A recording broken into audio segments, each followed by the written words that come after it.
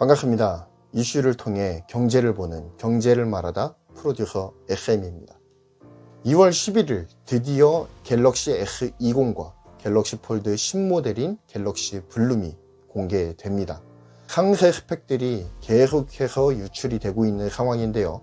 다소 눈에 띄는 부분이 있어서 오늘 이렇게 급하게 카메라를 켜게 되었습니다. 갤럭시 S20에서 가장 기대되는 부분이 무엇일까요? 물론 여러 가지 부분들이 있겠지만 반도체에 관심이 있으신 분들이라면 AP가 어느 것이 들어가느냐가 어쩌면 가장 큰 관심사가 되지 않을까 싶습니다. 당초 루머에는 삼성이 드디어 엑시노스를 버렸다 라고 하는 소문이 파다하게 퍼져 있던 상황이었죠. 전 기종에 스냅드래곤 865가 탑재될 것이라는 소문이 너무나도 파다하게 퍼져 있어서 갤럭시 S10 그리고 갤럭시 노트 10을 참고 존버하시던 분들의 마음을 설레게 했었죠.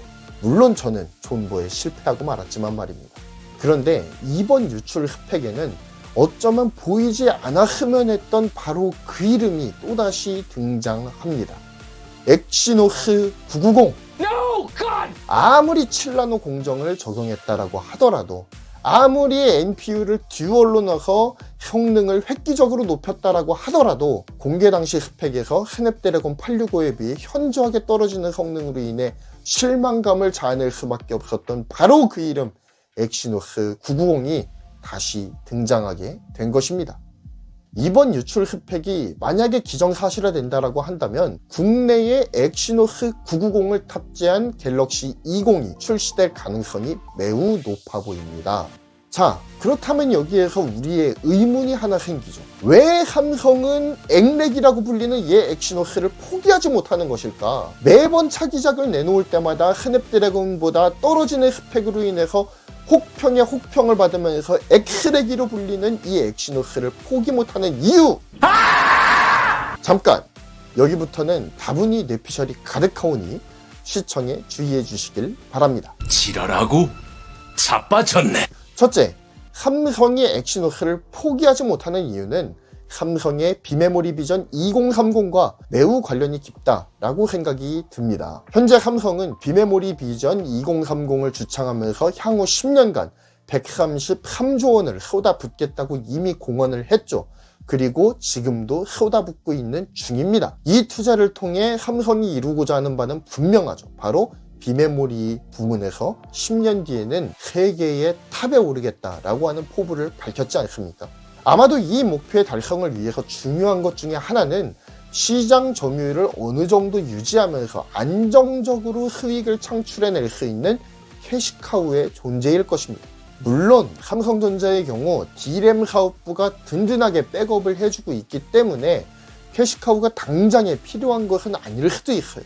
하지만 비메모리 사업에도 매년 신제품을 출시하면서 안정적인 수요를 창출해주는 갤럭시 스마트폰에 탑재되는 AP를 개발, 생산한다면 점유율을 좀 더 효과적으로 가져갈 수가 있겠죠. 가뜩이나 TSMC와의 힘겨운 경쟁을 하고 있는 이 파운드리 사업부에서 꾸준히 수요가 창출이 되는 엑시노스라고 하는 캐시카우를 쉽사리 버릴 수 없을 것 같다 라고 하는 생각이 듭니다.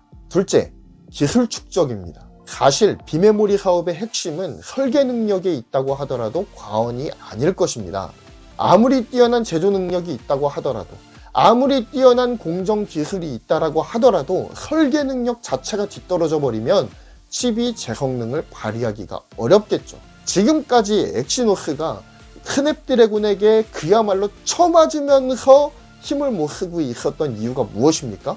바로 퀄컴과 삼성 간의 설계 능력의 차이예요. 퀄컴에 비해 설계 능력이 현저하게 떨어지기 때문입니다. 하지만 설계 능력이 당장에 떨어진다라고 하더라도 자체 생산하는 AP 칩이 있다라고 한다면 계속해서 설계를 이어나갈 수가 있겠죠. 그러면서 노하우를 축적하는 것입니다. 이는 비메모리를 지향하는 삼성에게 있어서 거대한 자산이 되겠죠. 그래서 퀄컴 스냅드래곤에 비해 성능이 떨어지는 혹평을 들으면서도 삼성이 엑시노스를 놓지 못한다고 생각합니다. 하지만 2019년 연말에 삼성 비메모리 시스템 LSI 사업부에서 CPU 개발을 포기하겠다, 몽고스 프로젝트를 종료하겠다라고 밝히면서 이러한 설계작한 축적이 물 건너가는 것은 아닌가라는 우려를 자아내기도 했던 것이 사실입니다. 일단 삼성전자는 CPU를 뒤로 밀어두고 GPU와 NPU에 집중하겠다라고 하는 전략으로 보입니다. 그러나 엑시노스 시리즈가 사라지지 않는 이상 CPU 독립의 꿈은 아직도 이어지고 있다고 보아도 무방할 것 같다라는 생각이 듭니다. 하지만 아무래도 앵렉이라고 불리면서 혹평을 이어가고 있는 이 엑시노스 시리즈에 획기적인 혁신이 가해지지 않는다면 소비자들은 더 이상 삼성과 엑시노스를 기다려주지 않을 것이라는 우려는 여전하죠.